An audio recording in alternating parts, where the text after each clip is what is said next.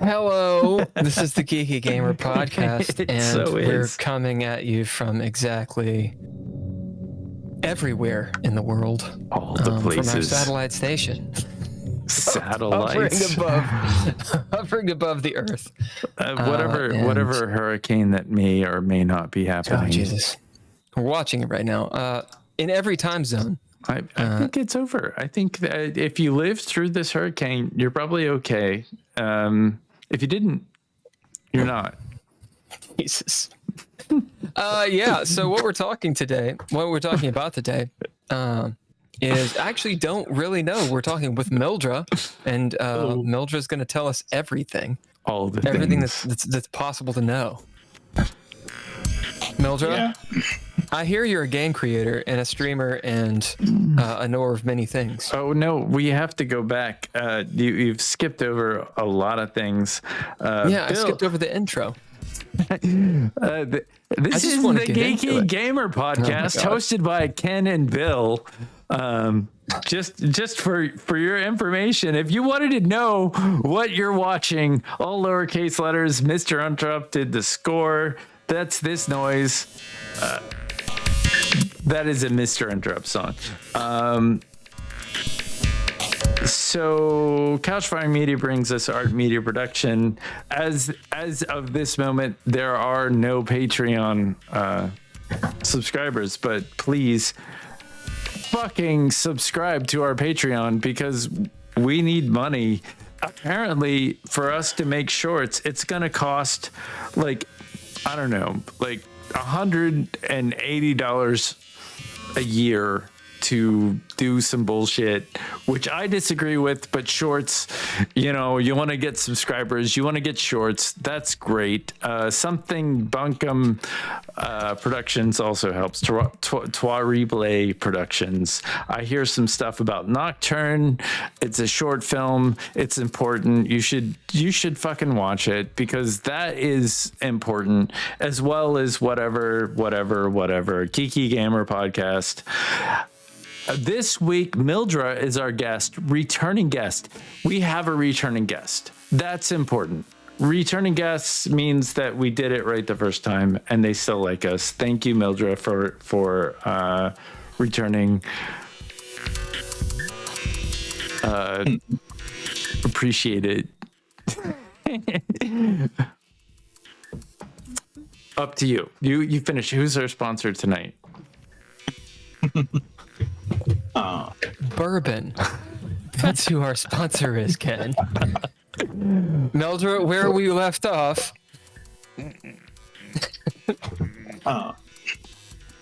You want bourbon, you want scotch, you want beer. One bourbon, one scotch, one beer, please. Yeah. Yeah. How could I not reference that song? That song was rent-free in my head for years because you'd hear it at least once every night on the classic rock station in my area. I've never had one bourbon, one scotch, and one beer in a setting, but I've come pretty close.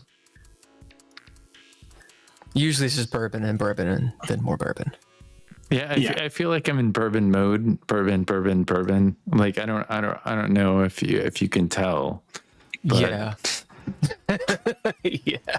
I'm going for it. I'm going for it. I'm in vacation mode. I mean, seriously. Me too. I adhere to the ABA policy. Anything but absinthe. Oh, fair enough. There's a couple cocktails that use absinthe. I don't know if anyone should really ever do it. There's one called a Corpse Reviver. Have you ever had one of those? No. It's not very good. I mean, if you like licorice, then you'll like it. I don't like licorice. Yeah, you'll fucking hate it. The other one is a Sazerac. A Sazerac, it's kind of like an old fashioned, but you rinse the glass with absinthe and you dump it out, or you spray it, and it kind of gives it a little bit of a fennel flavor or whatever. Yeah, you could just drink bourbon. I've been drinking Nate Evan Williams since 2:00 this afternoon, playing music. I mean, what do you want from me? Like, this is where we are. I want to know some shit about your like Final Fantasy Legends Edition tabletop role playing game, and I want to know how I can run it as a DM, because that is interesting to me. And this time on our Geeky Gamer podcast, I want to get to the like meat in the first, I don't know, 10 minutes instead of an hour and a half down the road. So we want to get to the reality of where you are as a person, Mildra. And I think that's important. Oh, yeah. Final Fantasy, tabletop, role playing. Who are you first? First of all, who is Mildra? Because you don't show your face. No, I will not show my face. I'm not doing some face reveal stuff. I have never shown my face as Mildra, because I am adhering to a very lucha libre like approach when it comes to the showing my face. Of if I am in public as Mildra, you do not see my face. Full stop. Period. You're pulling a Santo. Yep, El Santo, Blue Demon. I'm well versed in the weird and wacky world of lucha libre, up to and including the fact that Darth Vader is a luchador, kind of. A Japanese luchador. Okay, lucha libre. No. Tone forever. There have been multiple luchadors who have wrestled with a Darth Vader gimmick in Mexico. Yeah, one of my most amazing debacles in my life. I did a short moment of we put together. It was a lucha vavoom, so it was burlesque dancing and lucha libre. Santa was there, and a number of they had the chicken wrestlers and all. So you should know how it is. You should know how it is then. Oh yeah, if they're out in public, the mask is on. The mask is on. If you show that stuff in reality, like you're done. You're done for. Like why even? They know who you are. There are matches, of course, known as lucha de apuestas, or fights with wages, that the mask is sometimes the wager, i.e. if you lose it, you lose your mask and you don't get it back. So I want to elaborate on that. I feel like that's planned, and it's kind of like WWE or F or G. I don't know where we are with the WWs. Wrestling, Worldwide Wrestling Foundation. Well, yeah. I've heard the whole it's pre-planned and all that, but that attitude seems to go right out the window once somebody's sitting down and actually watching, unless they're trying to be a fucking hipster. Never mind the fact that I used to be one of those people who would get annoyed when people would bring that up. These days, I'm not annoyed. I'm more disappointed, because when people bring that up, it's like, seriously, that's the best you got. I apologize for disappointing you on this podcast. It'll never happen again on the Geeky Gamer podcast. Disappointments are not my intention. That's a whole other matter. Obviously, this is not my first rodeo on the Geeky Gamer podcast. Truth. For the few who do not know me, my name is Mildra. I am a gaming monk who does a lot of work all over the place, whether it be interviewing devs, whether it be reviewing games, whether it be doing deep dives into different core books like I was doing about an hour ago, or and now I can add venturing into doing my own stuff to that list. The goal has always been showcasing what's out there. That has been my crusade for about 10 years.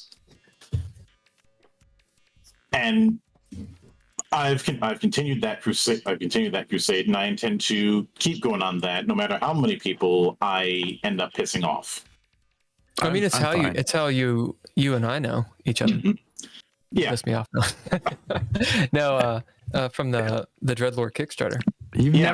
never pissed me off, Mildra. Like I find your commentary to be interesting and long. There are certain folk who do not care for the fact that I have this attitude of wanting to bring in elements of video games or elements of manga and the like into the world of tabletop, because I've argued that that it's a medium where people can express their creativity with a very, very open skill floor. Because to run the game or even to make a game, you don't need to have extensive amount of programming or anything, or any kind of specialized training all that much. You just need to have a few tools and a healthy imagination, or unhealthy depending on who you ask.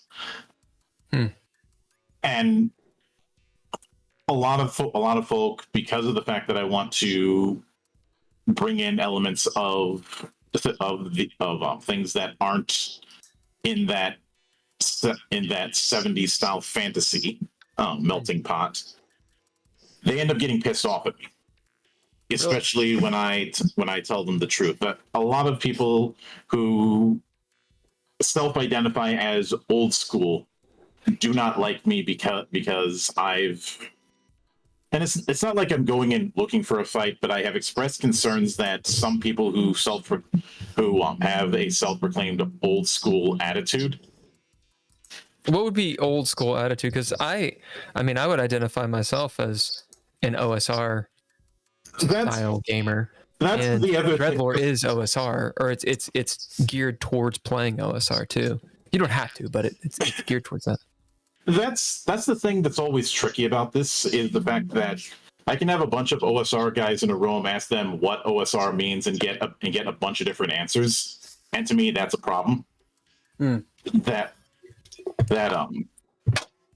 Because some might argue, oh, it's got to be based on white box for it to be OSR. Some will argue, oh, it's got to be based on Beckme. Some will argue it's got to be based on Moldave. And that's just with that game. But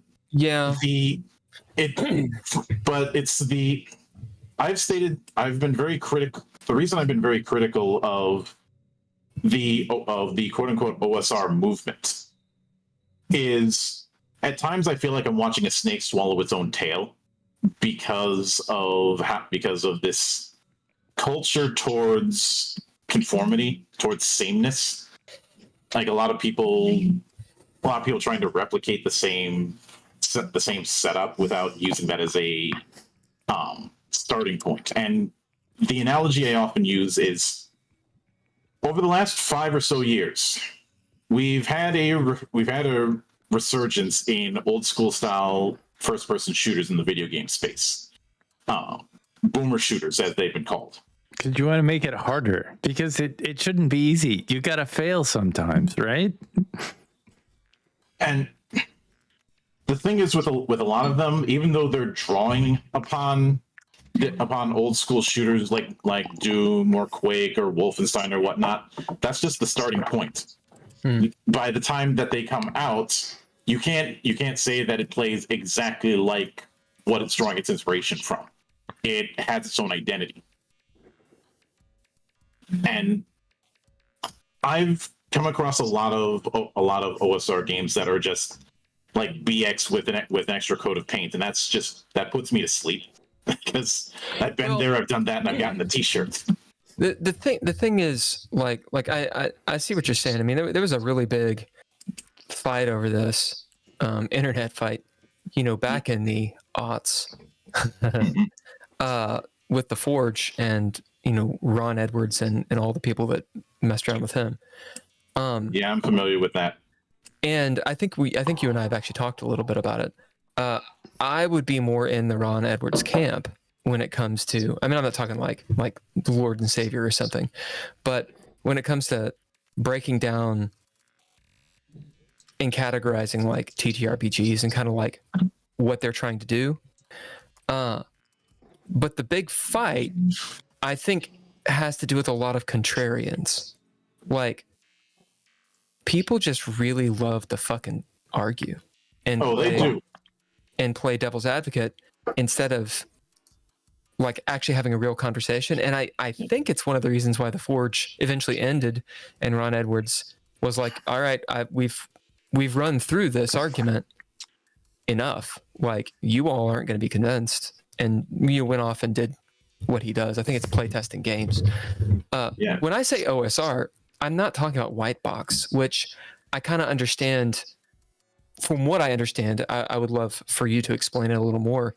It's just old school D&D, right? Yeah, Like the problem is what counts as what counts as old school, like first edition.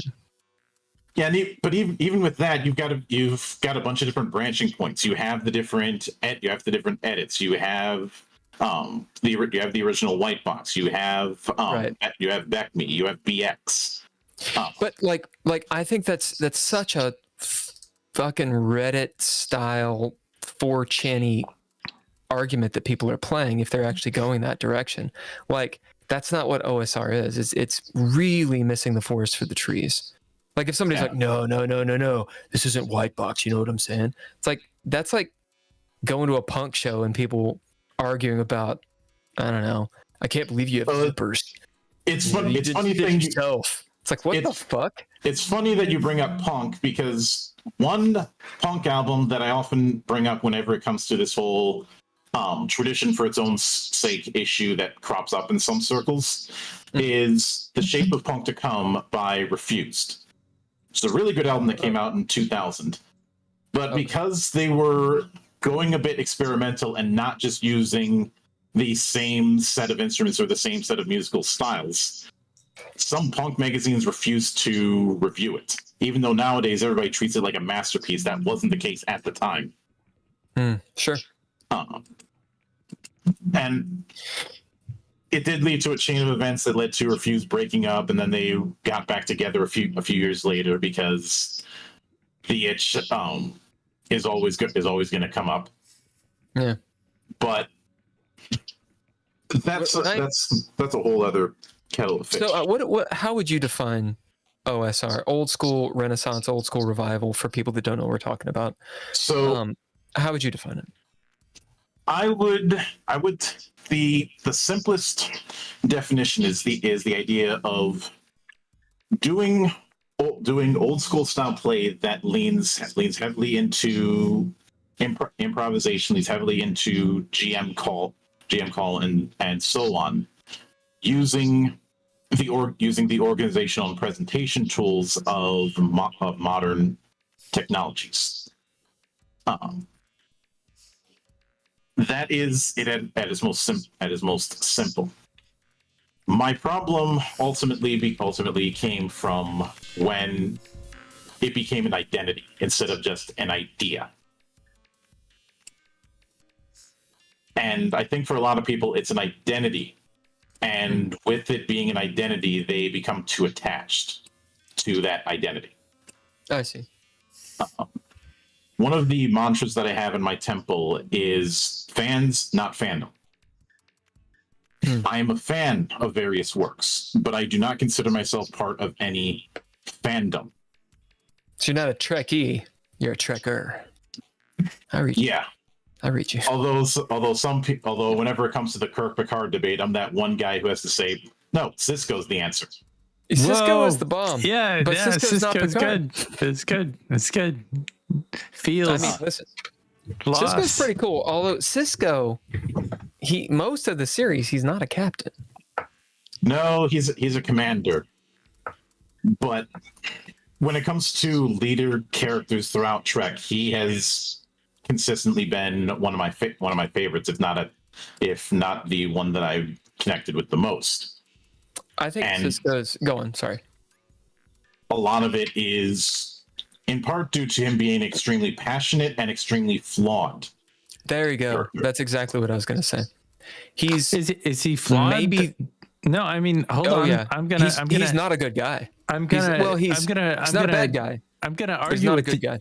I'm gonna argue with you because I don't think he's flawed. I think he's just, you know, human. I mean, he's just feeling. I mean, he's going through a process. I mean, I think it's not an error of what he does. He is empathetic. I don't mean flawed in like there's something like in terms of quality of characterization or something like that. More in that he has very, very human flaws. He's very competitive. He doesn't handle losing well. He does not suffer fools gladly. That He's vengeful. Oh, he very much is. And He's straight up vengeful, and he breaks the rules in a way that is not like condoned by the Federation. Yeah, but it's not even condoned by himself. But when he does break the rules, you agree with it? No. I don't know. I understand he it. straight up destroys a couple planets. I understand. Straight up. Yeah, I understand. I understand the mindset that leads one to that end. But I'm not supposed to empathize or agree with it, and neither does he. And you have that whole episode in the Pale Moonlight where he's all but using as a framing device him talking on his log almost as a confessional, as if he's trying to talk himself into thinking that he did the right thing with the multiple crimes he did. Right. Like that it ending with "I think I can live with it." The way he says it is more like he's trying to convince himself that. Mm. And DS9 gets a lot of shit, and the thing is, there's not a single bad episode. I would say it gets a lot of shit from people who hold the attitudes that Roddenberry had as some sort of gospel, which is kind of missing the point. Well, yeah, I mean, Roddenberry, like, there's an optimistic view of humanity, which Star Trek should have, in my opinion, and I think Discovery really misses the mark on it. However, I didn't watch any of Discovery. It's fucking awful. But so I've heard. The thing is, TNG, when Roddenberry was alive, goes into the dark side of what happens when you're in paradise, which is the Earth, and you fall through the cracks. What happens when you disagree? The funny thing about that, it really deals with that. A lot of those episodes happened when Roddenberry got kicked upstairs. Like the first couple seasons of TNG, he was heavily involved and was overcompensating for the movies, essentially. Mm. And I'm talking stuff like Code of Honor and the like, right, where he had this idea of trying to present the true vision of what Trek was, especially when he was such a vocal critic of how he felt Starfleet was appearing militarized in the movies, especially Wrath of Khan. Sure. Yeah. But before you get to beyond that, like I wanted to come back just a little bit. To me, like the TNG stuff is Gaza. You know, we are on the edge of a world. I think I just hurt Bill in a way that maybe he won't come back. But it is the forefront of a war that there's a lot of details in there, and I think that those details of why it's not solvable are what DS9 is about, and you know why we might be in a forever world war, because it's you've got religion, you've got devout people who are in a way and it's like, how do you come back from that? I feel like I feel like I said some stuff and that's where we are, but yeah, that was my insight into DS9 from my I'll wrap it up with saying that one person's vision, regardless of how much of a visionary they may be, can only go so far. And when there is a phrase that we use in the temple called "design by gospel," where things are being done because that's always the way that they've been done, and that creates stagnation. That can create problems. And if you want the ultimate example of that, look at the way the Prime Directive got treated from a decent idea and something to kind of fall back on in certain circumstances to a dogma.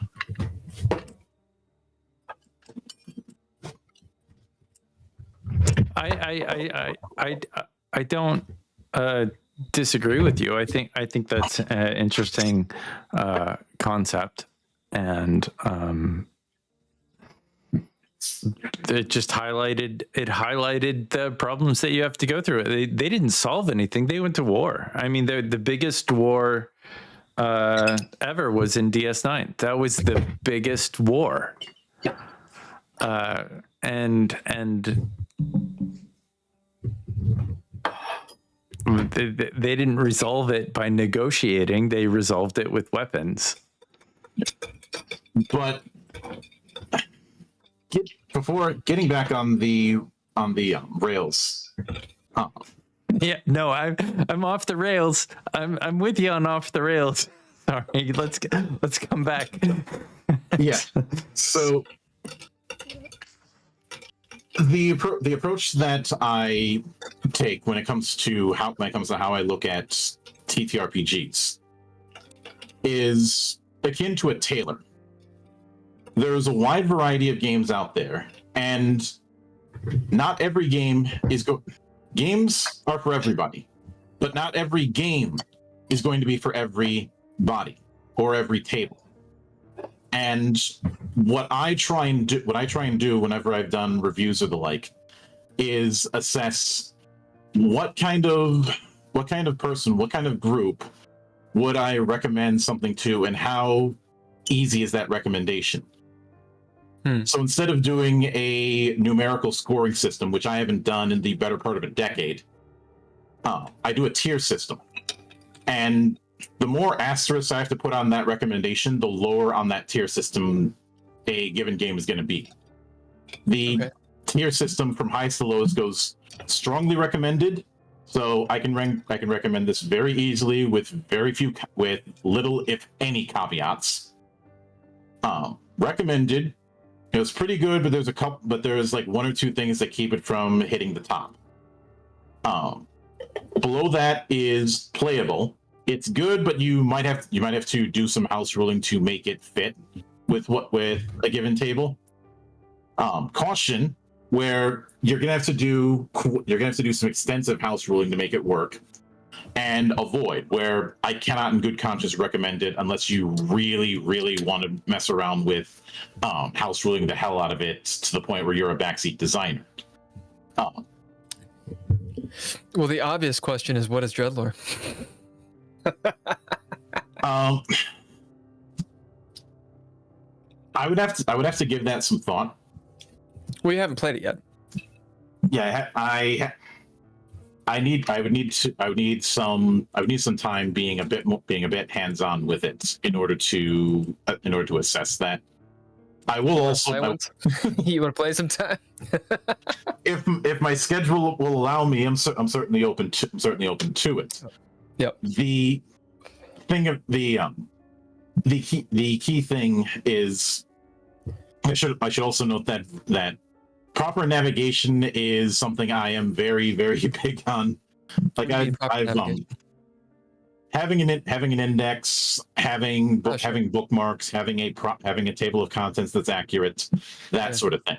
Well, we're looking at your guys' PDF briefly. The digital version, at least, I respect the hell out of it because it looks like the TOC is the table of contents is. I know you know that. I'm telling it for other people. Is linkable. It looks like it's very well laid out, and that's what I tried to do with my book. And the reason I bring up dreadlore is, one, to plug it, but two, that takes a lot of effort. Oh yeah. To actually make that right, that's hours and hours. And even when you're using the automated thing, that's a bitch. So Yeah, I really respect that. I know for a lot of people they hate doing that because of how much of a royal pain it is to set up. But I look at it kind of like getting your wisdom teeth removed or getting your tonsils removed. It's gonna suck, but you're gonna be better off for it in the long run. Or getting your shots or something like that. Yeah, well, I mean, how long is that book? How long's the PDF? 413 pages. Yeah. So and what's the size on it? What are the dimensions? It's a standard A4. So 8.5 by 11. Mm-hmm. Right. So that's like a D&D book, like standard gaming book. Dreadlore is 7 by 10, so it's executive, which makes it thicker. And it clocks right about 500. If you put it in terms of like a normal A4, it would probably be maybe 300, which, as just an aside for anyone who cares to know, when you play Dungeons and Dragons and you have the monster manual, the player's handbook, and the dungeon master's guide, which is what you need to play D&D, you're talking about 1 million words plus, which each one of those books is around 300 pages, but it is a huge game. So being able to fit a game in 400 pages, which at that time, it's probably around 300,000 words, I'm just going to guess. Is that about it?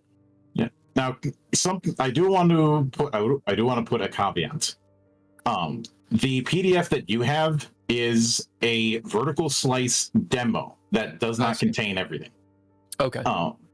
It only contains like 20 monsters out of the 200 that are in the full text, and it does not have chapter 11 within it, which is the advanced rules. So you have a monster manual in the core book. Yes. Not only do we have a monster manual, we have a monster creation system. Oh wow. In the core book. Is it D20 based?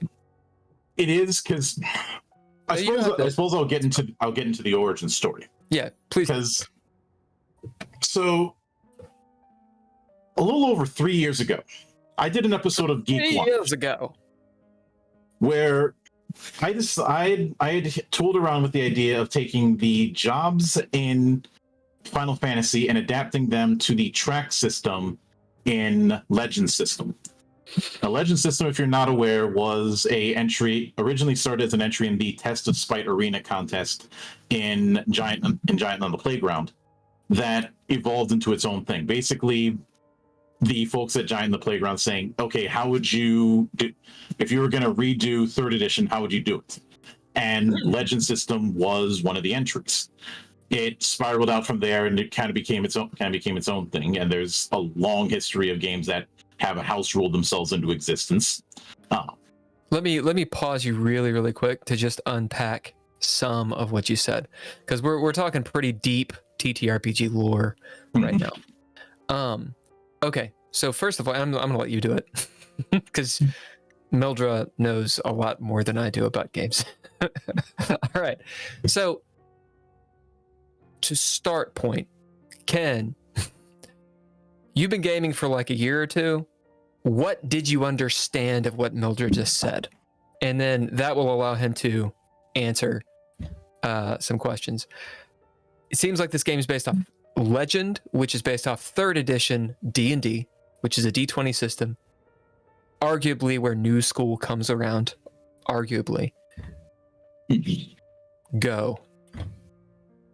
I want to clarify that I've been gaming since I was 16 years old, and I'm 47 that was like 2 years now. Ago. So it's like 2.5 years ago. I've definitely thought about games for a long time. I think what Mildra has done, and the insight that I have, is created something that is more in depth, that allows us to journey deeper inside a world that needs some more description, some more adjectives and nouns and artwork, and what he has come up with is a way to delve inside a world with some insight into fantasy and creating more than, like, if you've read the Dungeons and Dragons manuals, it leaves a lot to the imagination. And so what Mildra has done is kind of gone deeper into this, because like, I get frustrated. I've got all the D&D core books, and it's like, what else is there? And this is the what else is there. Am I wrong? There's a lot that's out there, and I'm standing up as I am. I'm standing on the shoulders of giants that came before me. That's why I went into that background setup.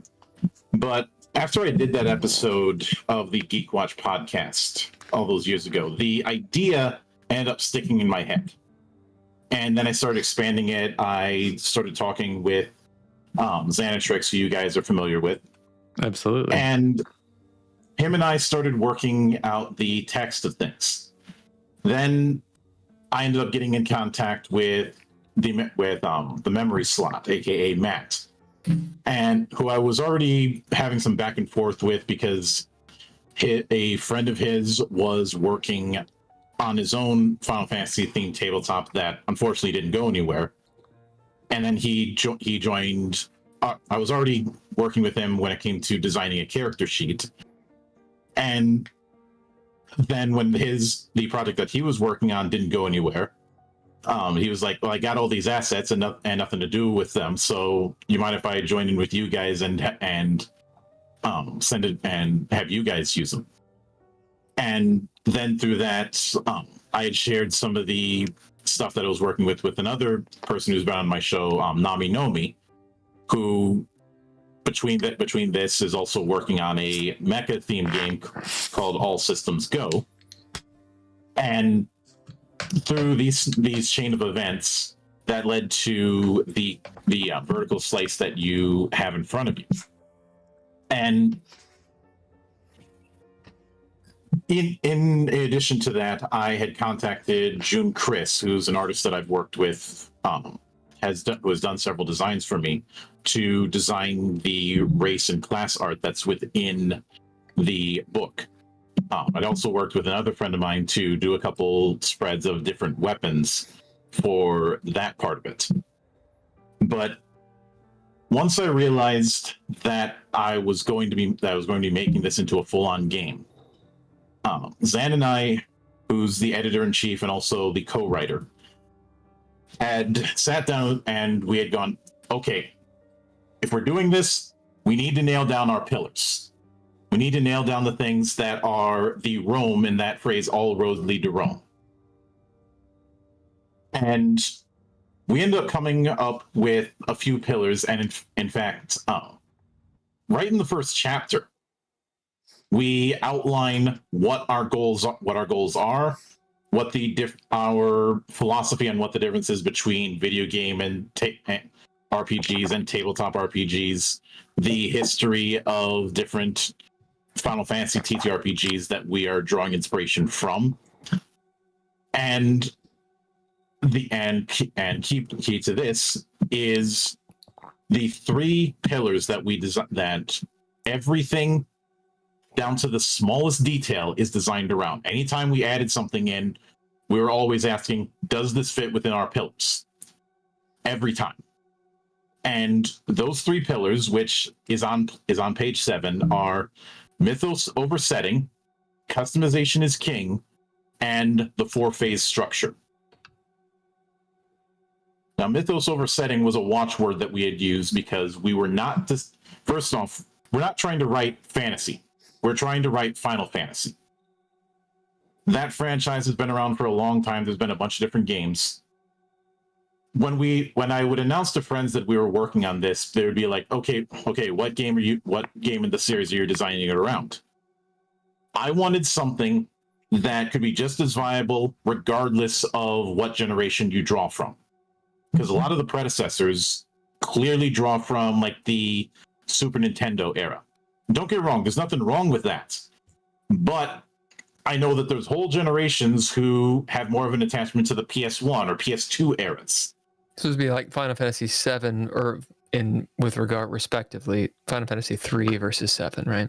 Sure. I ended off on Final Fantasy 2. I beat the game and wanted to play more Final Fantasy, but then playing video games stopped being something I did.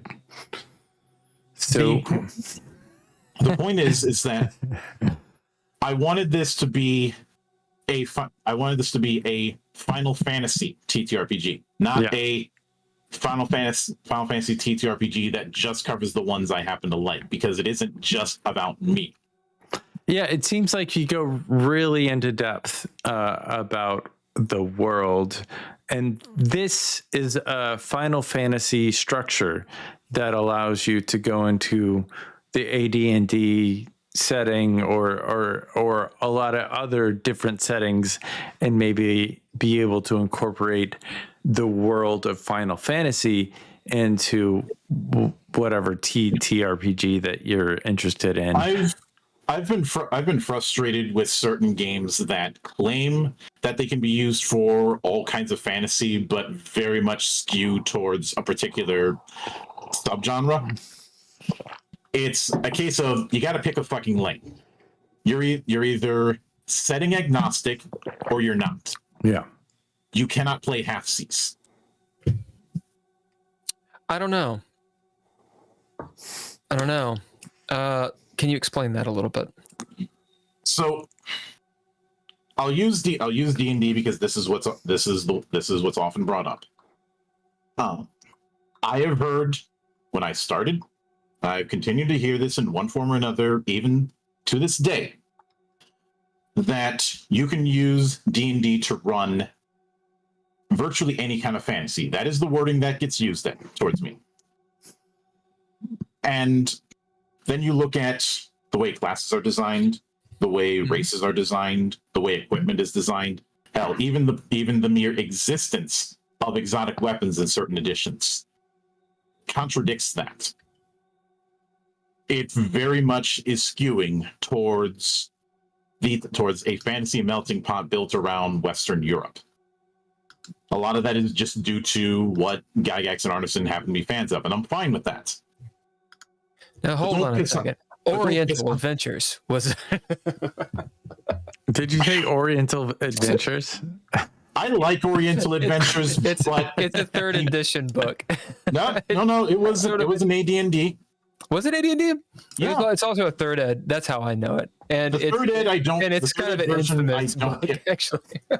Yeah, it's infamous, especially due to certain pearl clutchers. But it was an attempt, and with the original version, it's a case of it's important to understand that a lot of what we know now wasn't as known at the time. So, well, no one knew anything about China. I mean, they still call it the Orient, for example, and they weren't even talking about China. Yeah, it sounds racist. They weren't trying to be racist, but no, I'm not saying it. I'm saying it in the immeasurable. Yeah, right. There was a whole article that I saw about how modern editions don't need Oriental Adventures, and I'd argued the name. I could take that or leave it because it's not very descriptive.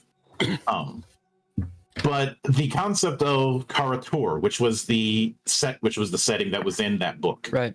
I would say that is necessary because I still have people who have this idea that in order for something to be fantasy, it has to be within that Western medieval pastiche, that Western European pastiche. And I have a feeling that part of the reason why something like The Witcher became as popular as it was is because it is very unabashedly Eastern European medieval. And don't get me wrong, there's nothing wrong with that pastiche, The problem ends up coming when you try and treat that as the default for something to count as fantasy. What's And ironic about that? Go on. Sorry, finish it. I remember people arguing that Planescape should be considered science fiction and not fantasy. What? Yeah, there were people who were saying that to me with their whole ass, their face and their whole And ass. that's a clip right there.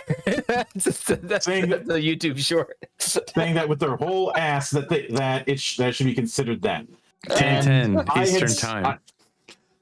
I had said the only way it should count as that is if your idea of fantasy begins and ends with, again, that Western European medieval pastiche. Well, what I was going to say, which is now tangential, but the irony being, the Lord of the Rings is the base for a lot of this stuff, at least in the minds of most when people think fantasy. The minds of most in the content that we generally consume. They're really kind of talking about derivatives of Lord of the Rings. And ironically, Tolkien made that because there wasn't that. And there are letters of him, complaining and being like, when I talk about a dwarf, when we think of dwarves, we think of, barrel-chested Scotsmen, right? With beards and shit. But he's like, when I say dwarf, people think of, tiny dwarves that run around Ireland or whatever, or Germany or whatever. He's like, people, there's so much inertia, and no one will actually just read and accept that an elf is not what they think it is. So even Tolkien, this granddaddy of what we consider fantasy, right, fought this fight, which I think is interesting. Yeah, and for me, because the reason why I get on that is, I think if depending on the type of fantasy that one would want to emulate, that whole thing of using this game that claims to be able to do all kinds of fantasy but in practice can't, ends up creating a bit of a disharmony. And for me, I've been to several places, and I'm like, if somebody's brand of fantasy is more in the vein of more Eastern affairs in terms of how they got into the concept of fantasy, then it's not something that's going to serve them, and that's the reason why I go with that Taylor approach. Well, there's a difference. D&D literally has settings and is a setting. I mean, arguably Greyhawk is the setting for D&D, but the original D&D, it was based on what you said, an amalgamation of European fantasy, and specifically Lord of the Rings. Which I'm fine with, and I'll end it with, don't piss on my head and tell me it's raining. D20 being a system is setting agnostic. Well, right? it claims to be. And I mean, my hatred for D20. Like I'm playing devil's advocate here to a degree, yeah. But what I'm getting at is, I mean, when you get in, what I'm getting at is the math of D20 is better for certain kinds of games, and so is D6, and so is D10, et cetera, et cetera, et cetera. And you're talking about a flavor of a game, regardless of the setting. But that's a whole black hole we can avoid. The point is, the mythos over setting approach that we took was we are taking the recurring elements, the recurring themes, and the like, and treating that as a sandbox that one can build around as that table sees fit. We aren't writing a core setting, because as far as Right. we're down the road, we've considered the idea of writing brief mini settings Splats? that we call Yeah. not full on splats, but like zines that we're calling shards. Like shards of a crystal. Yeah. The idea being they would be the bare foundation of a setting that a table could expand upon as they see fit. That's a very OSR thing to do, by the way. Now, the second pillar, customization is king. A lot of that is represented in the way character creation works, the way monster creation works, the way setting creation works. All of that it is on some level customizable, even all the way down to things like magic items. We have a sample magic item list, but there is a system for creating magic items within the book. That'll be interesting to see, because that's essentially what third edition tried to do, as opposed to second edition in Dungeons and Dragons. I can assure you that the magic item system we have is far simpler. The same thing goes with weapons and armor. Instead of having a set weapon and armor list, we have a tag-based setup so that people can create their own. Is this a level-based game? Yes.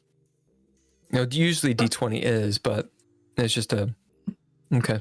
Yeah, the D20 is part of the core mechanic, but you're not going to be able to bring characters from like D&D 3.5 or 4 or 5 into this without making some heavy customizations. For the same reason you couldn't take an AD&D character and put it into Rollmaster all that easily, even though Rollmaster was rooted in AD&D. Okay, can you give me or go ahead to your third pillar? Now the third pillar is the 4-phase structure. And this is essentially the spine of an adventuring structure that we have instead of having things like quotes, because we weren't trying to take like D&D tropes and try and put them in Final Fantasy. We were like, these are the motifs of Final Fantasy. How can we emulate that in an RPG? That was our mindset. It's a mindset that you see a lot more often in the TTRPG scene in Japan, or in the indies over here. So doing things like a full dungeon crawl or a mega dungeon, that was never in our plans. If somebody else wants to do it, they're free to. But I've been very critical of the term JRPG, most for various reasons. I did a whole video on it a while back called the illusory genre. But when I looked into the history of what I call console style role-playing video games, I noticed a pattern, especially when I studied both Dragon Quest and how wizardry played a role into the development of Dragon Quest. And that was this pattern of what I called field, town, dungeon, repeat. I'm messing with the order, but the point is that there was that loop. And we decided to have it that a module, a storytelling arc, what have you, is built around 4 arcs. Preparation, i.e., you're in town, you're getting the equipment you need, you're doing the setup. Exploration, you're out in the field, you're starting to pursue a quest. Encounters, the full-on conflict, usually the culmination of that conflict. And then downtime, where you have that cooldown period. This is loosely inspired by a narrative motif that you see in a lot of Asian media called Kisho Tenketsu. Introduction, development, twist, conclusion. That's the Japanese name for it. There's other names in China and Korea, but I'm more familiar with that name. And this is something that's been used in poems, been used in short stories, even been used in level design. I remember Miyamoto outright saying that he had used that format for some of the level designs in some of the Mario games. Right. And those three things are part of the structure that we built everything around. And that was before we started writing any of the classes or anything like that. We wanted to have a core set of pillars that we could always fall back on.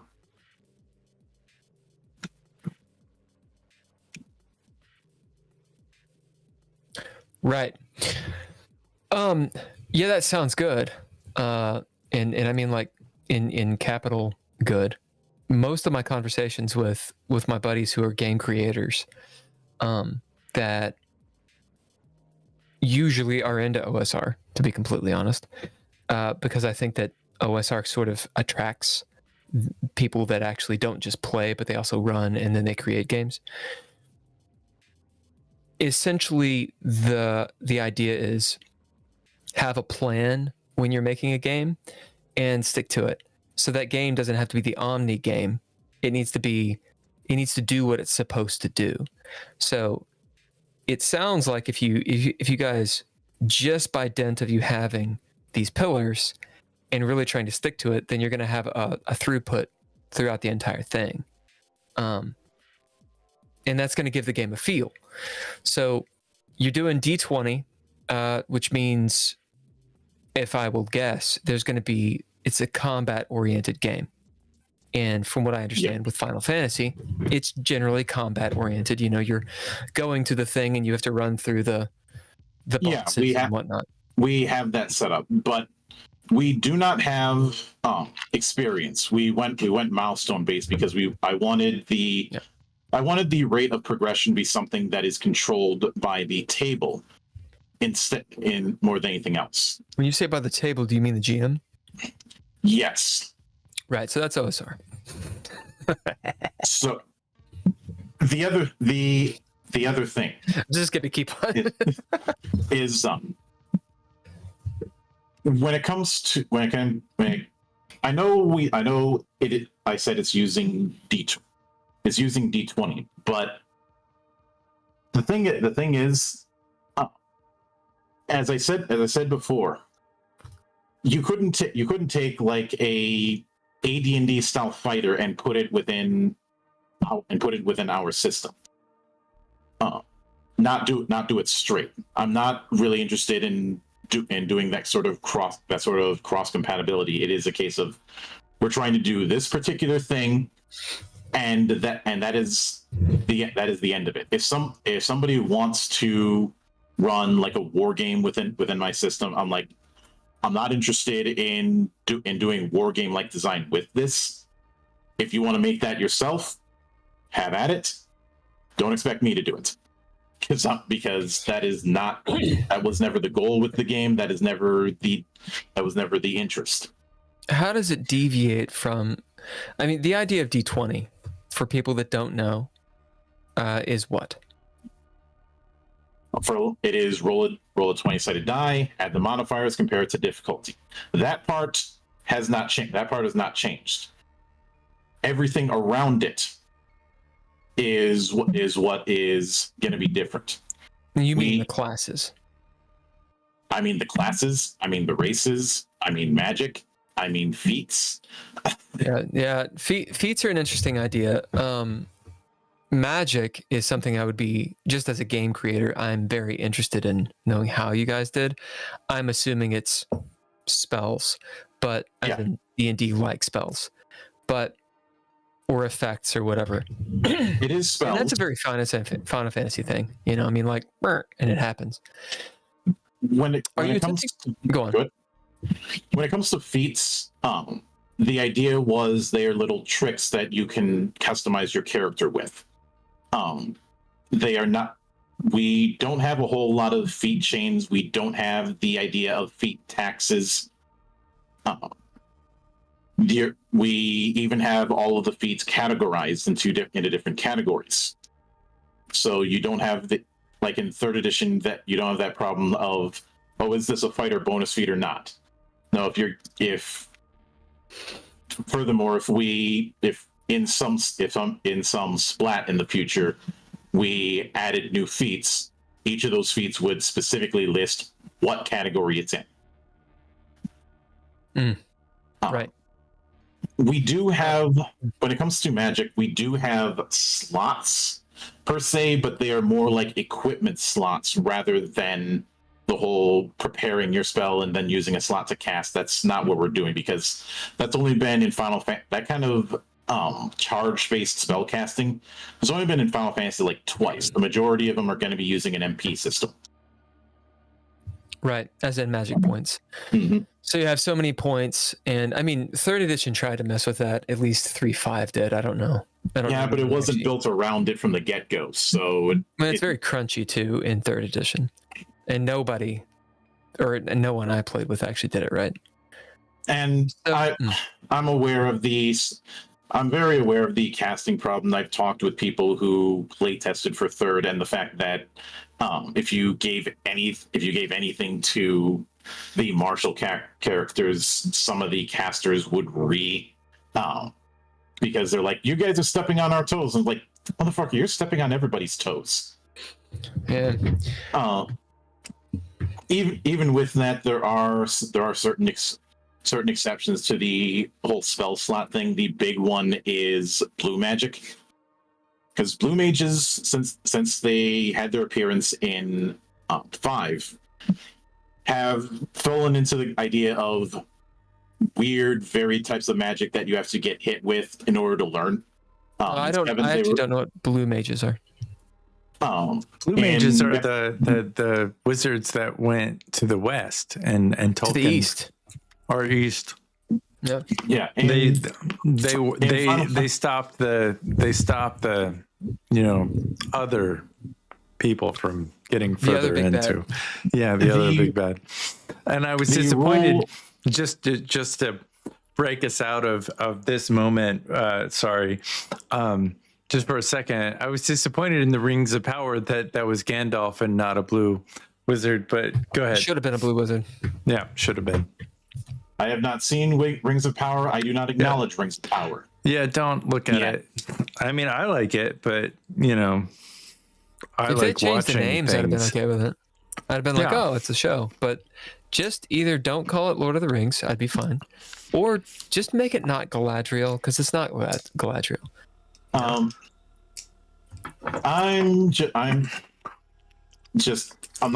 not gonna waste time with something that I already know is gonna be low quality. I don't go out of my way to watch Asylum movies when I already know what the result's gonna be. Well, I wouldn't call it low quality. I mean, they spent a lot of money on that stuff, and the production value was great. I think the storytelling is a lot. People spent a lot of money on Heaven's Gate too. Yeah, and the storytelling wasn't like terrible. I mean, I think it flows as a story, whether or not it connects to Lord of the Rings. That we'll leave that alone. But it does tell a compelling story that is in of itself interesting, I think. If I think the wordplay of compelling is correct. It's if you let compelling you to like it, or else you're a Nazi. If you let go of the idea that it's Lord of the Rings. Yeah, if you don't like it, you're a bad person. No, compelling is in. Yeah, compelling is, and we're all allowed to tell our own stories. Like that's where I am compelled to say that they were playing their role-playing game, and that's what happened. Yeah, you play your role-playing game, and you whatever it is that you have happens too. If I stop appropriating my fantasy. Here, everyone is entitled to their role-playing game, but they're not entitled to tell me how I'm supposed to think about it. Right. So exactly. If I look at something, I think this has the vibe of being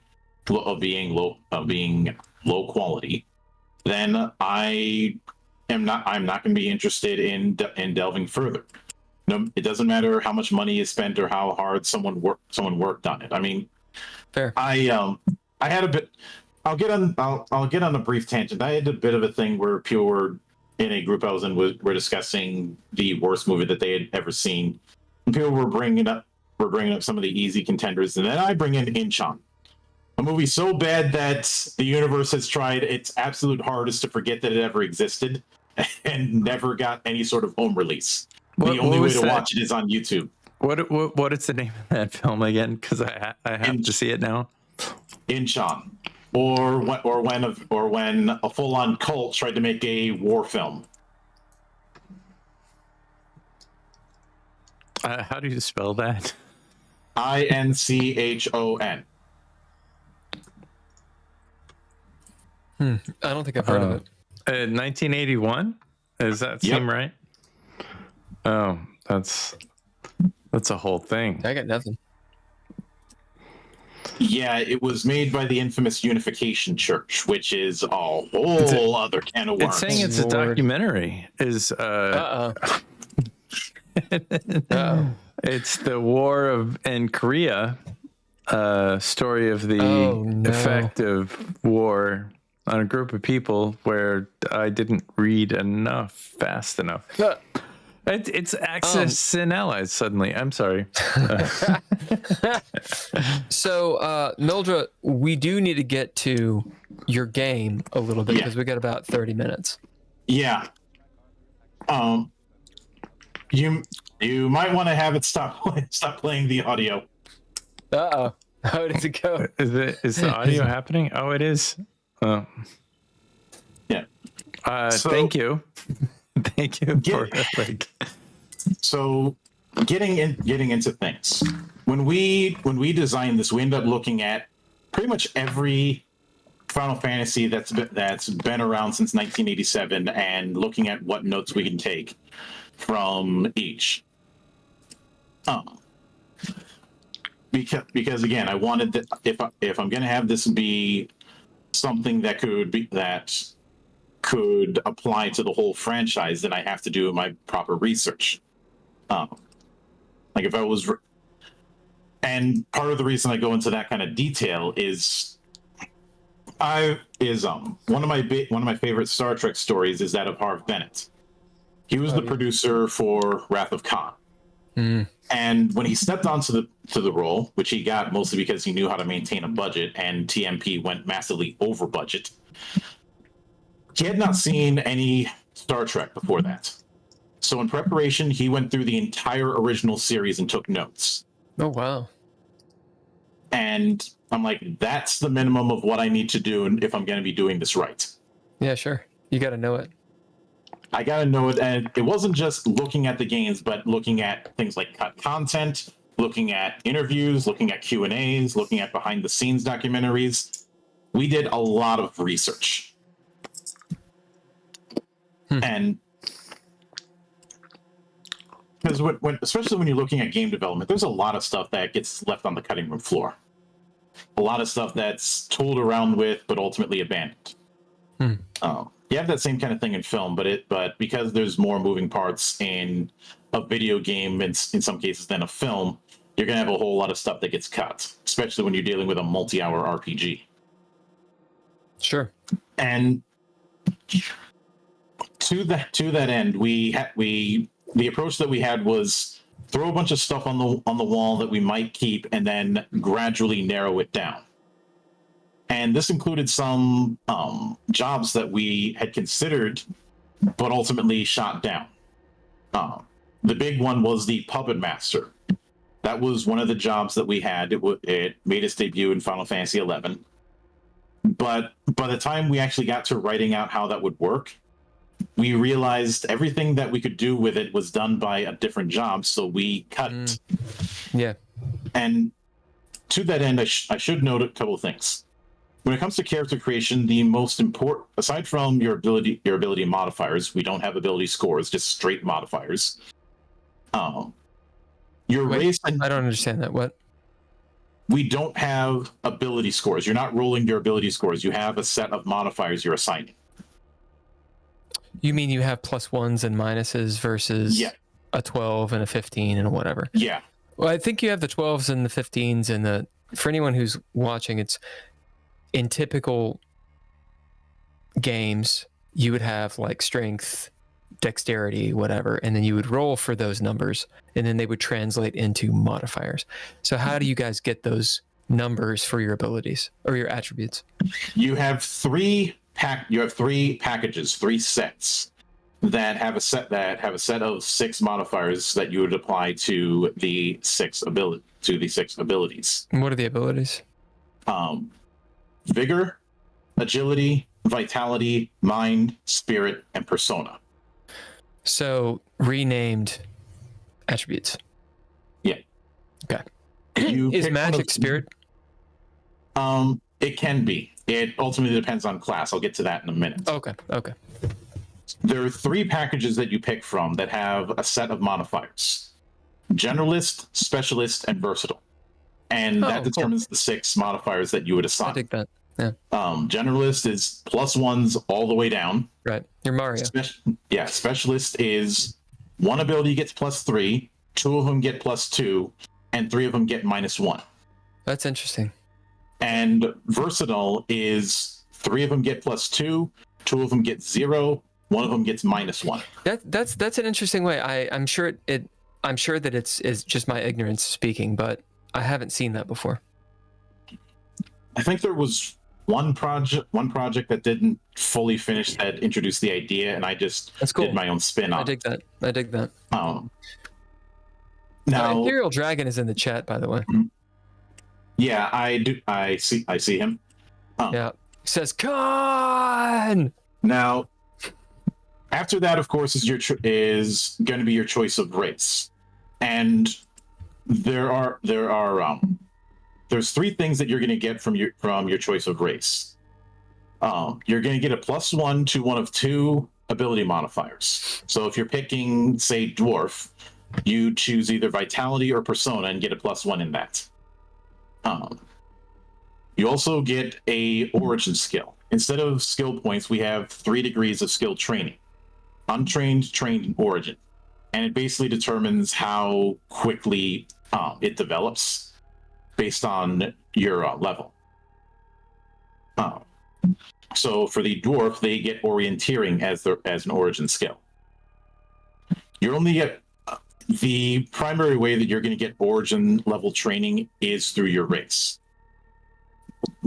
There are other ways, but that's the main way you're going to get it. Basically, this is the skill that you are the most familiar with. And I should know we only have like 7 skills because I didn't want a bloated ass skill list. Yeah, that's a good move. And the third thing that you get is a bonus feat from one of 3 categories. It's not that you get 1 bonus feat from each of those categories. You pick one of those 3 categories, pick 1 feat in that category, and you get that right out of the gate. Are feats essentially just ways of cheating, like in D&D or in typical D20? Here are the rules. This is what you have to follow. Oh, you have a feat. You get to break that rule. Not necessarily. They are tricks. They're little tricks, little ways to customize that don't fit within anything that you would get in classes. Just extra stuff. Yeah. And the three categories that you can pick for dwarf are equipment, environment, or skill. Well, I have a question real quick. For the races, you'd mentioned this sort of dichotomy between Western fantasy and Eastern fantasy, and I'm sure there's other fantasies. What's a dwarf? What are the races? And I'm going to throw it back over to Ken because I have to get the door really quick. Yeah. But yeah, can you explain the races at all? All of the races that we took are ones that have shown up in the video games in one form or another. And it's their appearance in those games that we built around instead of what's considered common tropes.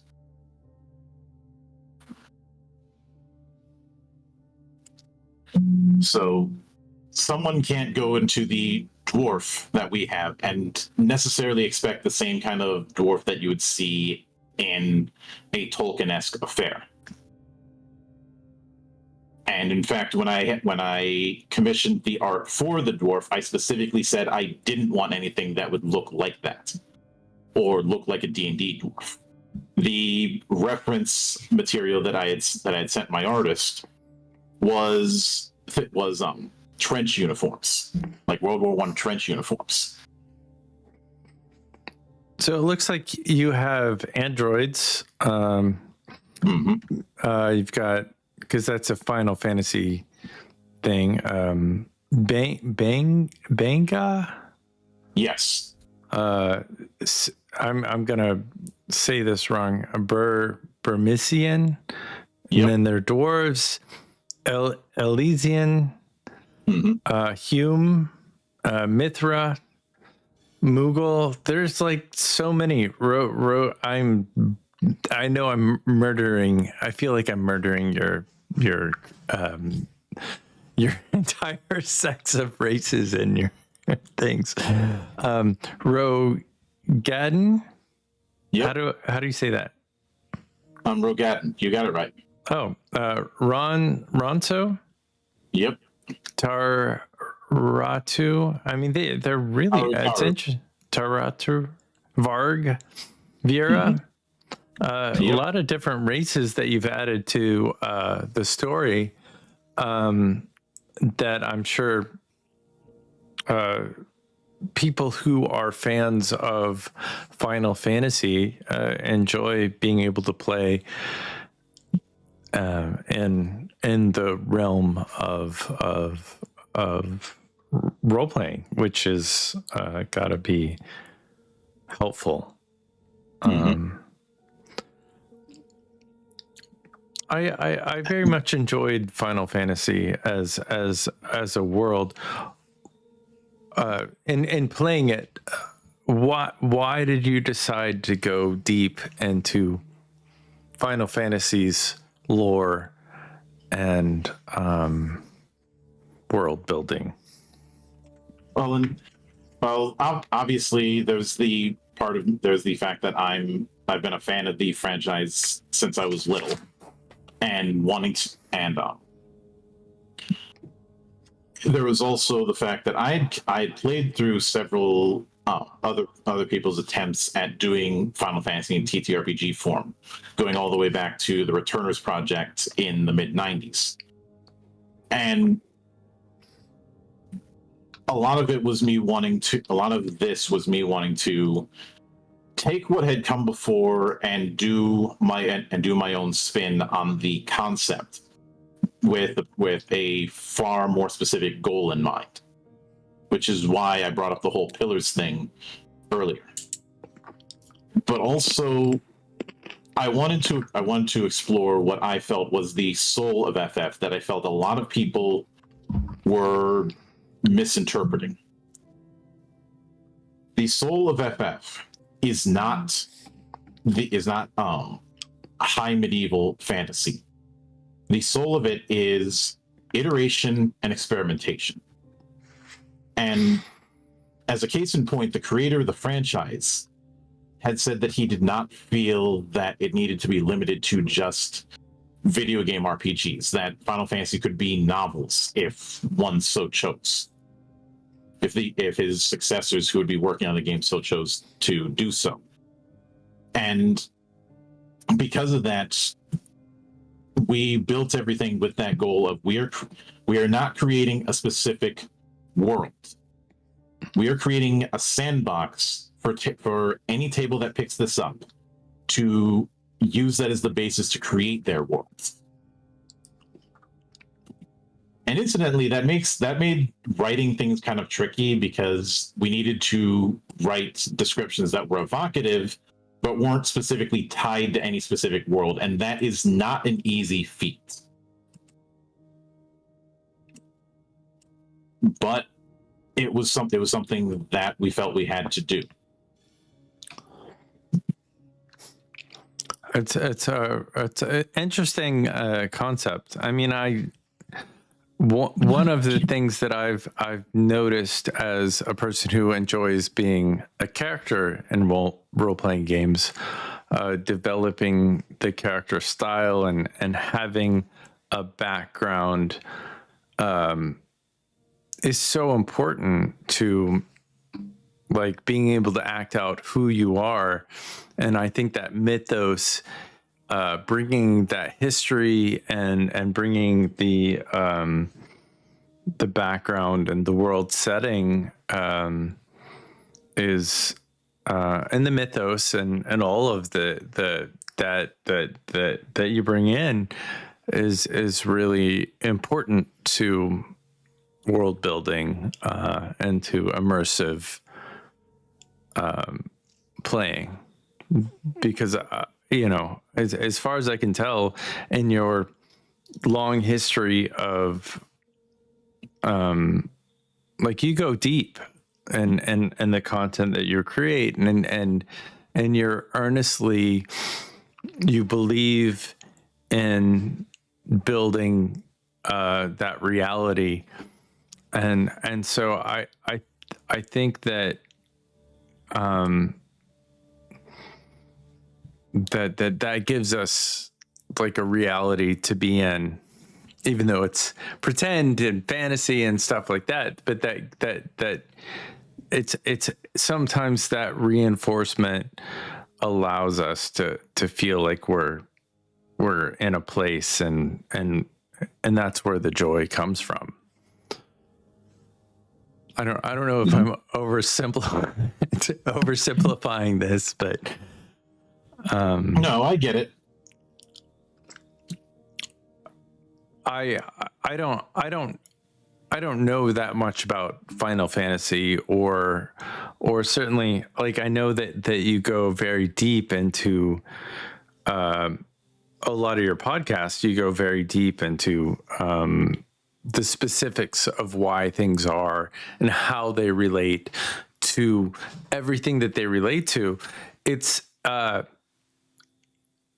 seems like that's something that you've built, that you have kind of built as a worldview, as a podcaster, that you go into specifics and you go into the details, and those details are so incredibly important of like understanding the history and the why, and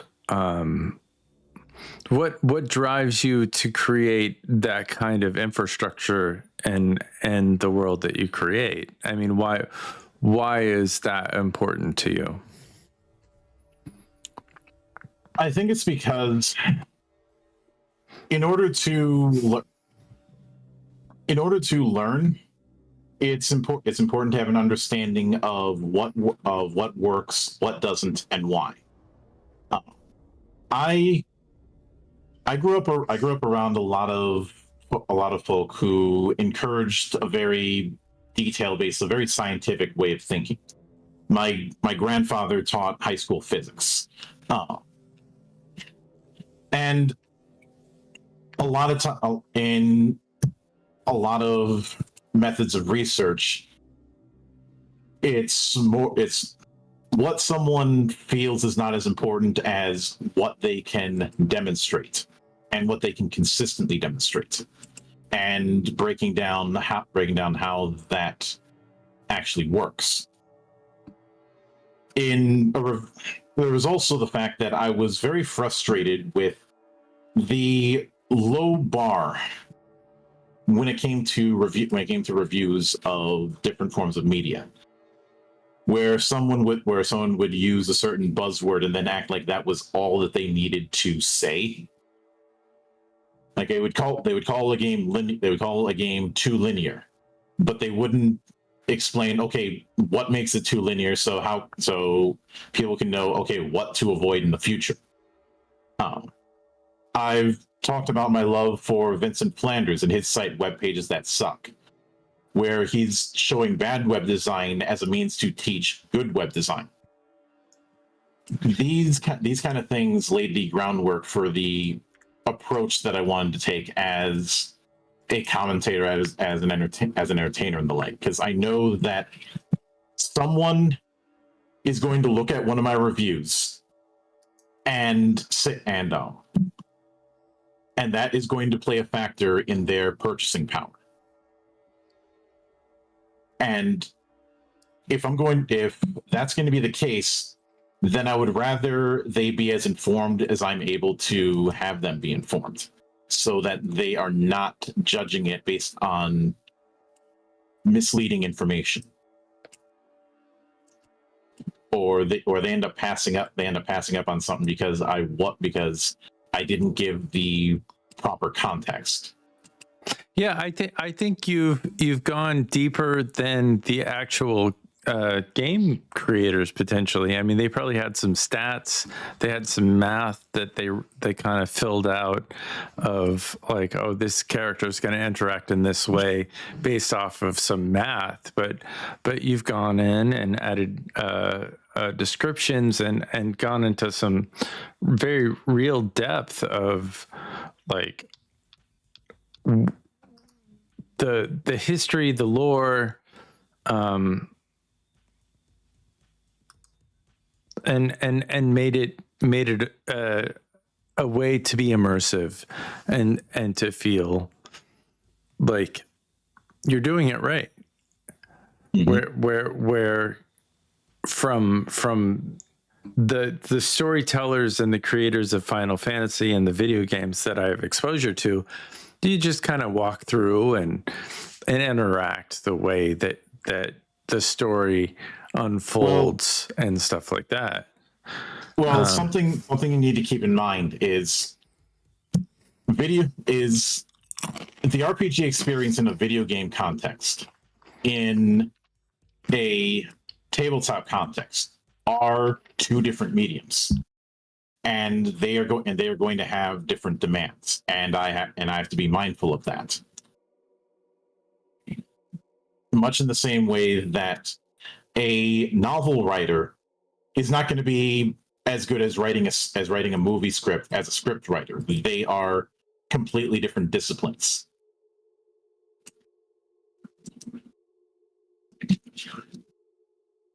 That's a good point, and it's actually an errant thought that I had earlier. The idea of, people when they see Final Fantasy, they're likely their introduction to it. I mean, the entirety of it pretty much is console games, right? So, as a TTRPG, like, what are you trying to emulate? Are you attempting to emulate playing a Final Fantasy game, or are you trying to... I'm trying to emulate the soul of the franchise. Right, and so it's a different experience. And using that as the starting point. That's why I stated that it isn't about the ones that I just happen to like.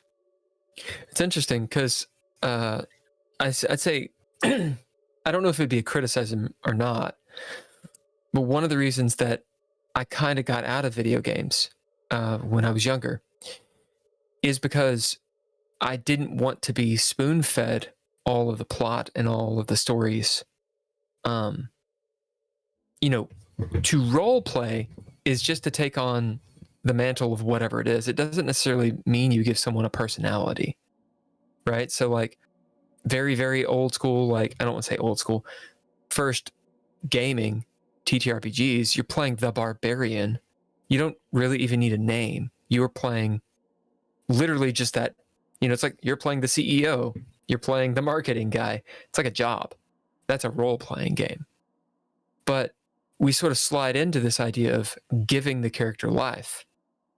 And when I do a console game, I might greatly empathize with the character, but I don't feel like the character. Like, and I'm not really making decisions, There have been some strides in that, and there's also the demands of a video game are not going to be the demands of a TTRPG. That's why I brought up that whole script writing is not going to be the same thing as novel writing. Right. There are benefits that you have in and this applies to any sort of cross medium work. Like I am well aware that there are going to be certain things that are that are going to be on the cutting room floor when adapting a novel into a film or into a television series. Right. Because pacing and immersion is something that you have a different kind of control over in, say, a film versus a novel. Like a novel, the pacing is largely left up to the reader. You can read a little bit, read a lot, read the whole thing in one go. It's up to whoever's reading it. In a film, you don't really have that same luxury. And that is something that a filmmaker, the scriptwriter, and all that have to account for. That you can something that might take a long amount of time in a book can be summarized in a single shot in a film. This is one of the big examples I use for this sort of thing is the film adaptation of Cormac McArthur's The Road, where they played it as 100% straight as possible, and that ended up making the film not work. Because the book is very much built around atmosphere and mood making, and trying to play that. I said that's how I roll too. Atmosphere. Trying to do that straight without adapting to the necessities of being a film results in a film that doesn't have a whole lot of momentum. It's interesting. This is a bit of a tangent, but I think it draws Ken into this very heavily mechanical TTRPG conversation. The adaptation of Dune. Ken, did you see either part 1 or 2 of Dune? I saw both. I was disappointed in both, but I read the books. Well, Frank Herbert probably would be too. Yeah, but Frank Herbert was an asshole to Iron Maiden when they were trying to be nice to him. So, mulligan. But you know what I'm saying? Like, even Lord of the Rings, like, there were at least 2 attempts at adapting Lord of the Rings to screen, and I love Frodo of the Nine Fingers, right? I dig that shit, but is it good? I mean, I'm going along with what you're saying. Yeah. You can make the closest adaptation you want, but at the end of the day, it still has to work as a film. So when I'm playing this game of yours, which you refuse to run for us for some reason. Yeah, we would totally play it. We want to play it, so I'm we ready. would love you to actually. Yeah, well, I'm until I feel it is ready enough for that kind of thing, I'm not going to do it. Right on. Right now, what you see is a vertical slice, basically a statement of intent that this is something that we're not just saying that we're working on. No, we are actually working on it, and we have something tangible to show that this isn't just us talking. I get it. Yeah, and I mean, I like Final Fantasy. I'm a fan of Final Fantasy. I like. My That's the bomb. My Discord name is based on Final Fantasy 2. DJ No Fly is 5 characters, which is the amount of characters that you could rename your Cecil character or from Final Fantasy 2. What I'm trying to get, what I'm trying to say is, so let's say I'm coming at your game, and I'm like, all right, so it's Final Fantasy. I want to play in a Final Fantasy game. Okay, well, I could do that in a lot of different settings, or a lot of different systems. And honestly, I think the best one would be D6. And if you want to do horror, I would say D100. And if you want to do straight up combat, then D20 is the easiest for people. So I'm actually throwing at you, Mildra, a very, very similar question that you threw at me about 3 years ago. You motherfucker! Holding it on. When I'm coming to your game, what am I looking for? Yes, setting, but like, why am I playing it? The reason to play something like this is is the creation of a Final Fantasy-like campaign that does not require one to be slavish to existing material. But it is not setting agnostic, correct? It is the Final Fantasy-esque setting. No, it is setting agnostic. I didn't write a setting. I didn't write. I see. So the rules work the way that it should have the feel of a Final Fantasy game. Yeah, but there's no setting. No, the setting is going to be up to the table. That is the reason why we use the term sandbox and why we also use the term blue bucket of Legos. I would really love you to. I'm gonna be kind. I'd really love for you to run. Now, I'm not saying right now. At some point in the near future, run an encounter just to give us and people that watch a little taste of what the fuck that means. Because I understand it. I get it. There's a feeling in the system. A lot of people disagree with this. There's lots of arguments about the system even matters. So I think I'm in the system matters camp. I will make absolutely 100%. I think so, but people have got to see it. Now, furthermore, there have been recurring element.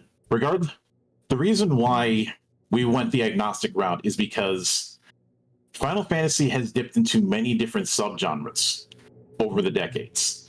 Sometimes it's been high fantasy. Sometimes it's been steampunk. Sometimes it's been modern diesel punk. Sometimes it's leaned into science fantasy. Sometimes it has leaned into noir.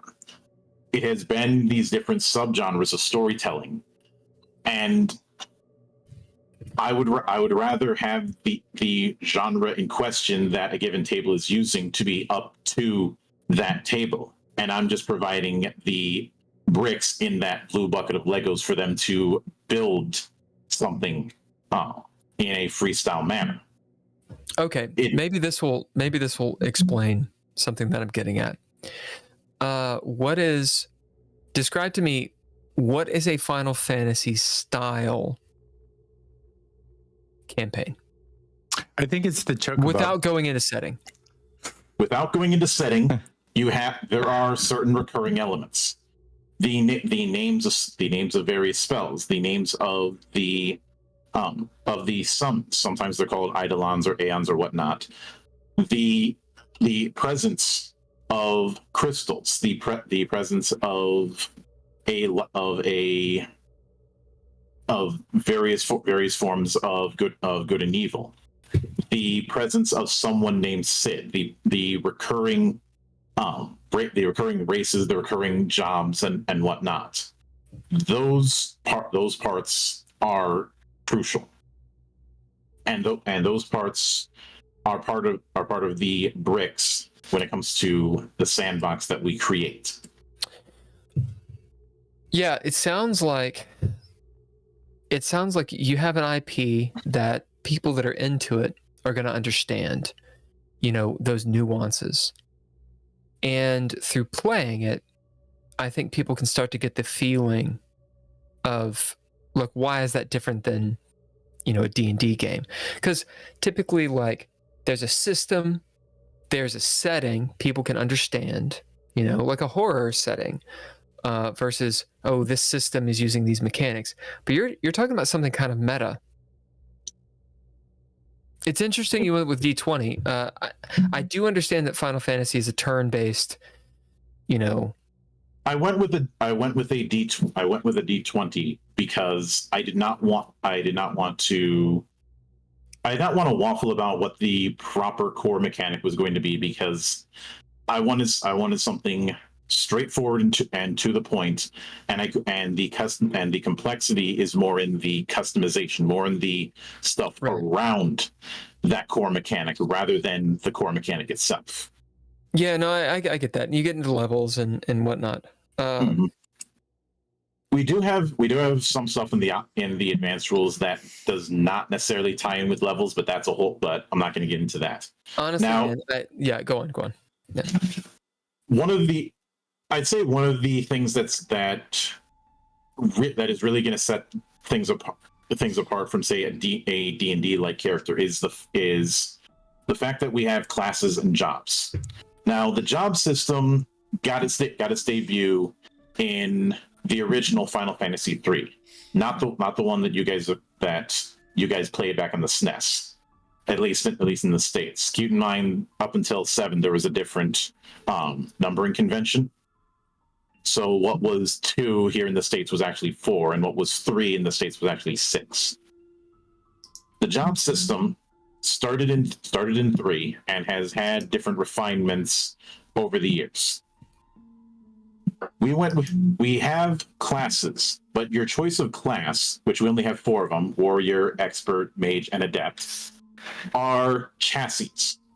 They mainly determine how you develop your HP, your MP, and how many skills you have trained. And this is usually tied to the attributes. It also determines what attributes are going to be key in physical and magical combat. Can you cross class? We have it built where multi-classing is kind of ingrained. It's almost mandatory. Now, I mean, do you spec your characters like you do in Final Fantasy games? We have a certain way on how you spec, and I'm getting to that. Okay. So, like I said, the four main classes are essentially a broad chassis. Filling that in is where the job system comes in. Each job is essentially a track of features separated into 7 tiers known as circles. So it's beyond warrior, expert, mage, adept, and each of the four classes has a series of jobs that is associated with it. You are picking 3 jobs. At least one of them has to be associated with your class, and assigning them either a slow, medium, or fast rate.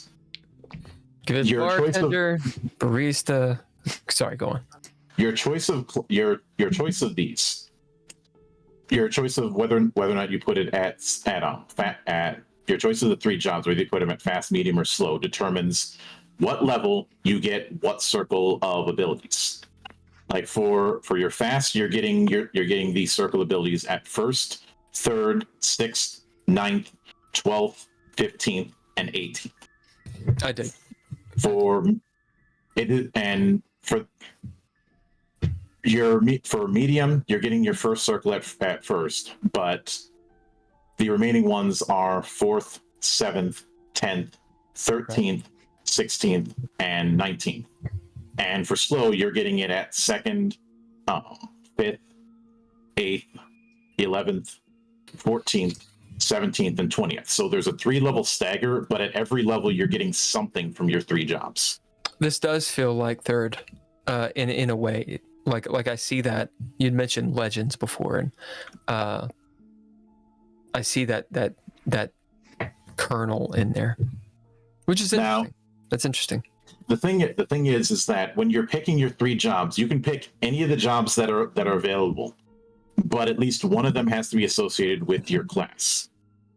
And as an example, the warrior class, its associated jobs are berserker, dervish, dragoon, fencer, fighter, knight, monk, samurai, sentinel, sniper, and weapon master.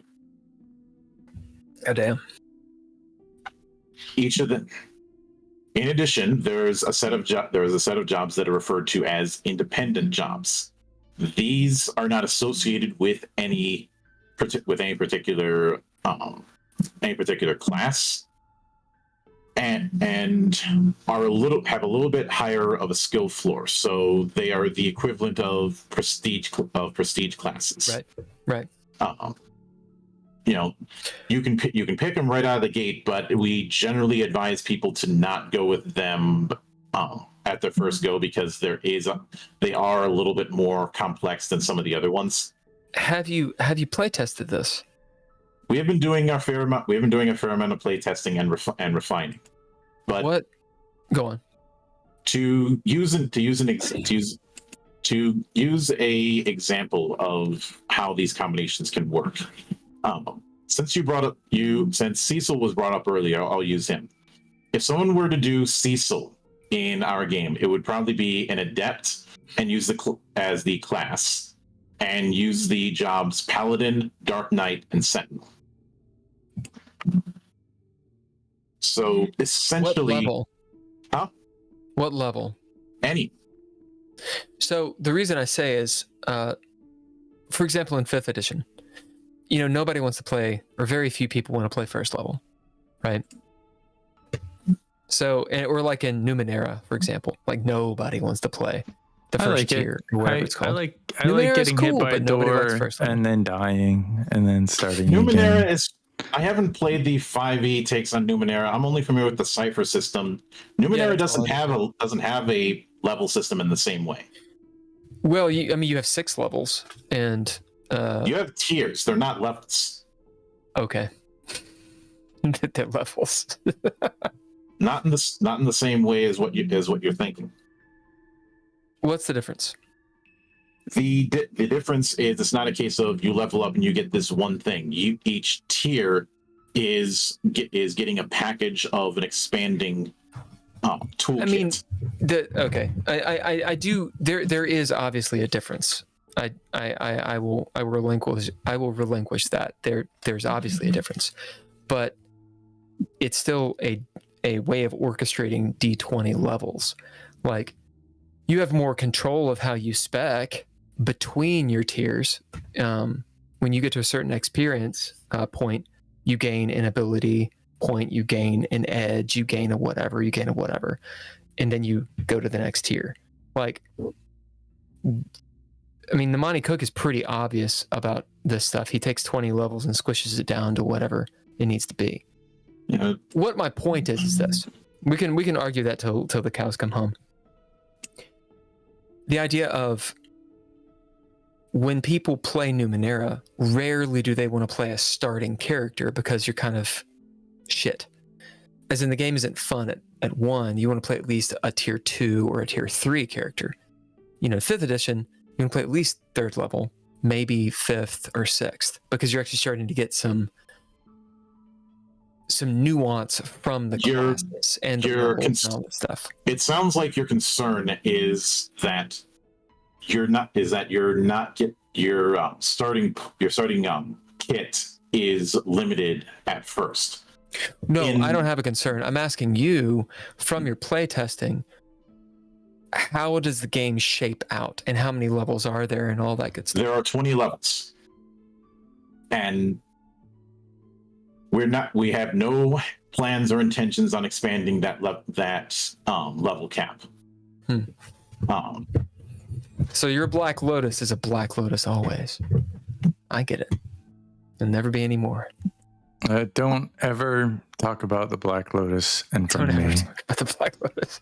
Just don't do it. Mildra, we want you to run the game for us. We want you to run an encounter. That way we'll understand. But to further go in, because with the examples that you gave about people not wanting to play like first tier in Numenera, and by extension the Cipher system, or play first level in D&D 5e.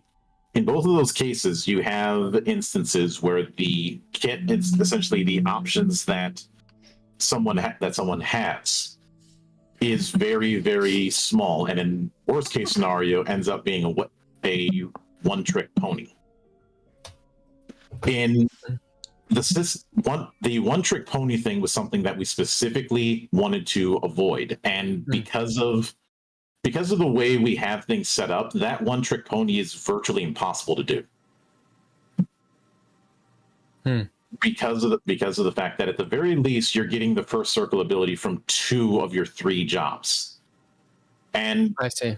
I will continue to use Cecil as an example. Let's say you picked as your fast and medium Dark Knight and Sentinel. You know, because early on you started as a Dark Knight before becoming a Paladin. So first off, Dark Knight, that is an adept associated job. At first circle, you get the first tier version of Soul Eater, which allows you to add one die type from D4 to D12 to an attack's damage. After that attack's resolved, you take HP. You take HP reduction to whatever that extra die rolled. So if you're doing D10 damage and you use Soul Eater to add an additional D10, whatever that second D10 rolled, you're taking that in HP reduction. You also get Dark Armament. Your weapon is always considered to have the shadow element. Now, with Sentinel, that is a warrior associated job. There are three things that you're getting out of Sentinel. First off, you're getting Sentinel Technique at tier 1, which allows you to reduce the damage die for your weapon attacks to give yourself a bonus to defense. This is a one round thing, and it is based on how many steps down you go. So if you go from if you have your damage go from D8 to D4, you're getting a +4 bonus. Second thing you get is the Overwatch point resource. You get an Overwatch point anytime a damage die from weapons, from one of your attacks, rolls a natural 1. The Overwatch points are capped at what your physical combat modifier is, which if you have Adept, you're picking one of the first three as that. You know how in some games, like strength is always used for melee attacks or dexterity is always used for ranged attacks and so on? Right. We divorced that with the idea of the physical and magical combat modifiers. What those are is determined by your class. So if you pick warrior, for example, your physical combat modifier is basically your vigor modifier. Versus adept or a mage or something would be your spirit or something. For mage, it is either it can be either vigor or agility, and for the magical combat, it is either mind or spirit, and you would make that choice at character creation. And actually, I have to correct myself because I was using an old. I understand, dude. You read a book, you write several variations. There's 300,000 words. Yeah, I get it. But we wanted to avoid God stats as much as we could. So, and yeah, because of that, even when it comes to things like skills, there's the modifier for a skill is the higher between one of two potential abilities. Is that a D&D? I don't mean to always put it on D&D, but I remember, or is that a legend thing? There's some game where you can choose the higher of two abilities. 13th Age did it. Was it D&D Next? 13H. It wasn't D&D Next. I was there for D&D Next. This is an aside. I think D&D Next was better than 5th edition, by the way. Oh, I'm not just the earlier versions where they seem to be onto something. It was really fun, and when Monty Cook was a part of it, I believe. Mm-hmm. Then he got ran off for whatever reason. Yeah. Aside, I think D&D Next. Point is, by the way.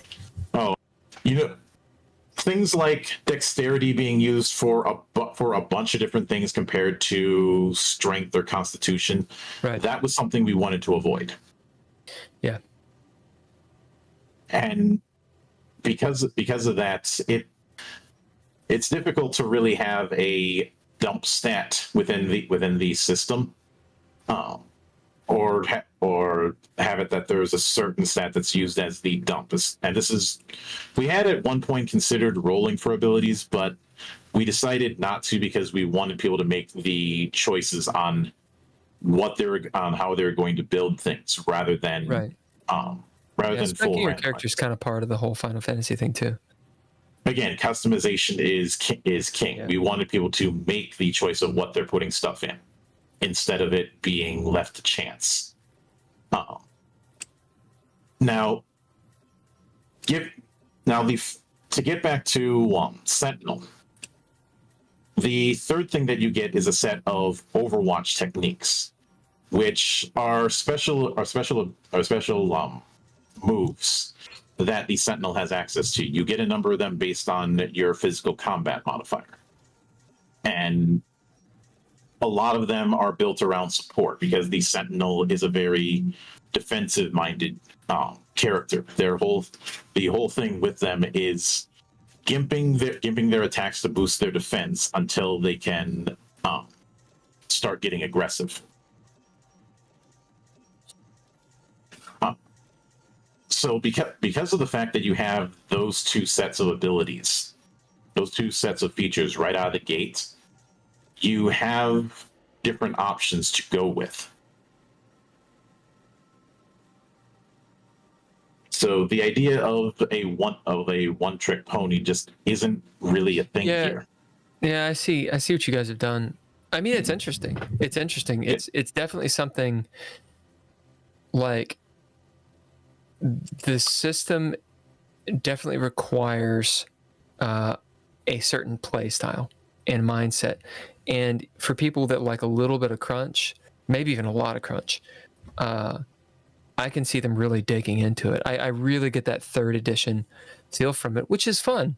It's fun to make a character and kind of see it work. And people that play console, Final Fantasy, or even, I mean, it's much simpler, but Baldur's Gate type games, it's cool to get to the next level and be able to get like the new specs, points, and etc., and be able to do cool shit. Okay, so this is a pretty good rundown of the system. We've got about 5 minutes left. What do you want to leave us with what you have of the system, and where's it going to go? And Ken, do you have any questions?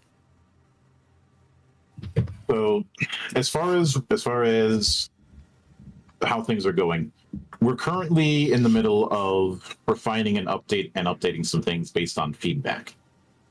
Once that's done, we're going to be putting the thing up. We're going to be putting that updated version not on the Sage link. That was something that was for that particular thing, that particular expo. Sage stands for Sonic Amateur Games Expo. This is technically the first TTRPG to be showcased at that.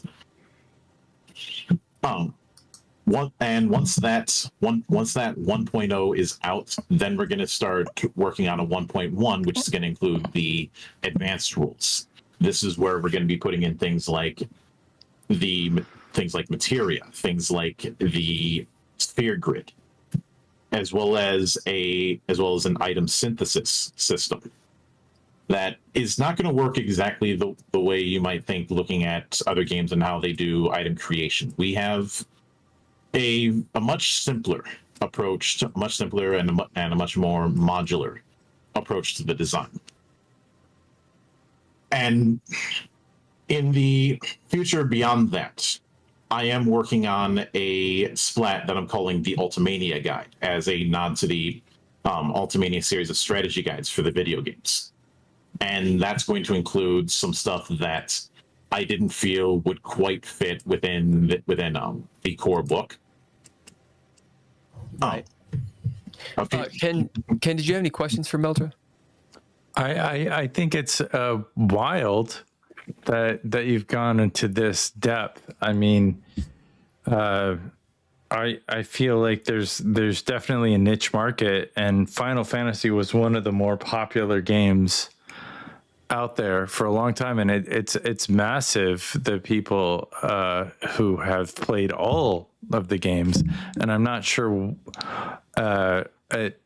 what version the video game is up to, but I know it's 16. probably in six. I was going to say it's a teenager at this point. That's not accounting for all the side games over the last 30 years.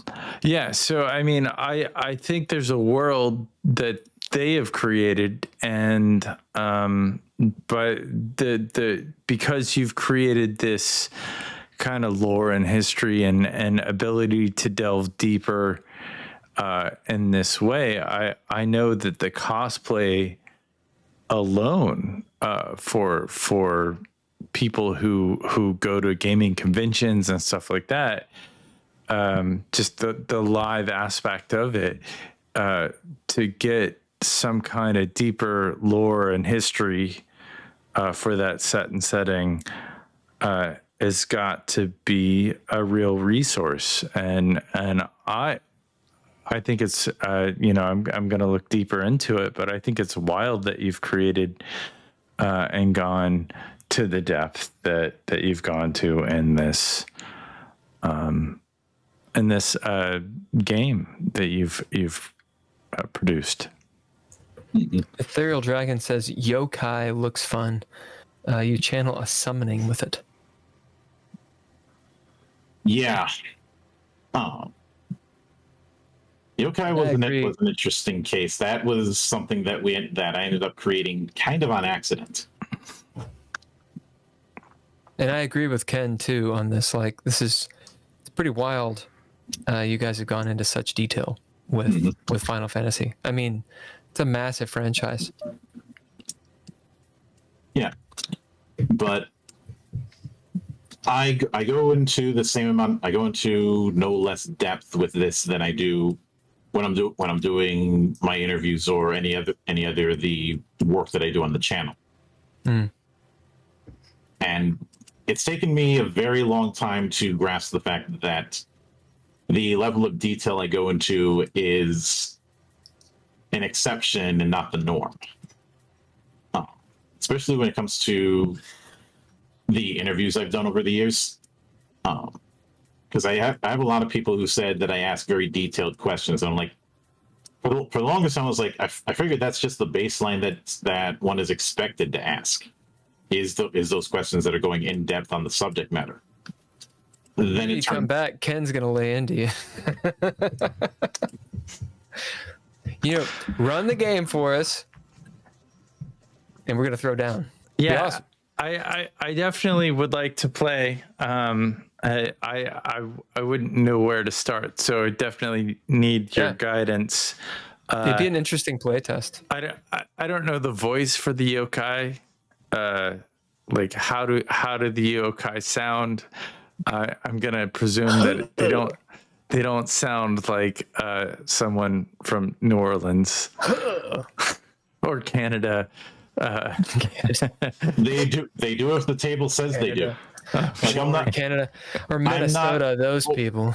I'm not overly. That kind of thing is something I would rather leave in the hands of the table than me say what those things are supposed to sound like. Because again, that goes into that whole agnosticism. Like again, we are presenting that blue bucket of Legos and telling people make something with this that is unquestionably you and your table. Personalize it for your table, not for the way I think things should be played. Because once somebody has the book in their hands and are running things, I don't give a shit. I'm not their dad.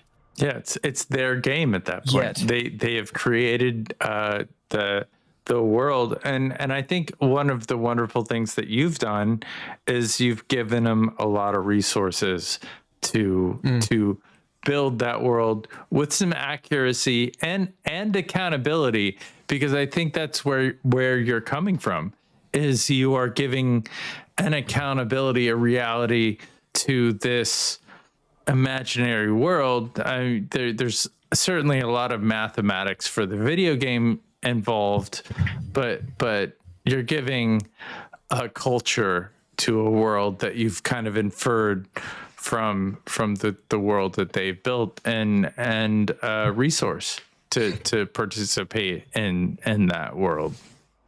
Yeah, down the road I want to run I want to run like themed game jams. I've tooled around with the idea of taking the prompts that have been used for things like Sword Timber and say, okay, use the weapon and magic item creation system to create a series of swords just based on these keywords. And all I do is just give the keyword, like say the keyword is fire, and then say, okay, make a weapon based on that keyword. And that's it. All right, so I have to cut us off a little bit because I have to bounce. Last words, Mildra, an aphorism, a joke, something to leave us with. Fuck Harmony Gold. Well, I was not expecting that. Just go for it. Just anything, anything you want to say. I love it. Mildra, thank you so much for joining us. We demand you come back and run an encounter with something prepared. But we would actually like to play your game. I would kill for someone to say this to me about my game. So I would like you to come and run your game for us if you want to. If not, it's fine. You're always welcome on GGP. Yeah, I thank you for having me. I enjoy being had. And we can definitely go down the rabbit hole for game theory and just quick. we three will talk about some Star Trek. It's going to happen. We have. I mean, I think our last podcast with Mildra went for like 6 hours. I think it was 7 hours. Was it 7 hours? Yeah, this dude's a marathon runner. He can rock and roll. Just it's happening. It's all happening. But all right, you want to lead us out, Ken? Well, I want to say I think we have links for this Final Fantasy in our chat. And well, no, in the whatever you call it, in the YouTube description, as well as if you want to find out more information about the Geeky Gamer podcast hosted by Ken and Bill, you can do that by watching this video that has happened for the last 2 hours. If you have any questions about the music by all lowercase letters and Mr. Interrupt, you can do that by searching them on Google. The Couchfire Media brought us the media that we watched in 12 Replay Productions. They did all that other stuff. Thanks, Mildra, for being our guest. And thank you for creating and going into depth of Final Fantasy and bringing us a little bit more into the lore and all of that fun stuff. So tune in next week when we'll do this again. For sure. All right. See you guys. Peace.